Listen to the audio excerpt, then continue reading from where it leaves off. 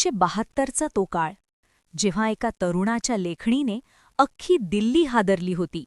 तो तरुण म्हणजे राजा ढाले.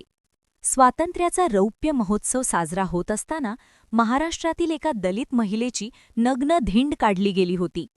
या अन्यायाने पेटून उठलेल्या राजा ढाले यांनी साधना साप्ताहिकात एक लेख लिहिला, काळा स्वातंत्र्यदिन. त्यांनी थेट सवाल केला की जर संविधानाने दिलेल्या तिरंग्यापेक्षा माणसाच्या अब्रूची किंमत कमी असेल तर अशा स्वातंत्र्याचं करायचं काय? या एका लेखामुळे दलित पॅन्थरचा दबदबा निर्माण झाला आणि देशात नव्या विद्रोहाची ठिणगी पडली. राजा ढाले म्हणजे केवळ कवी किंवा साहित्यिक नव्हते, तर ते अन्यायाविरुद्ध धगधगणारा निखारा होते. लेखणीतून विद्रोह आणि मैदानात दलित पॅन्थरची डरकाळी. राजा ढाले यांनी अन्याय सहन करणाऱ्या पिढीला लढायला शिकवलं.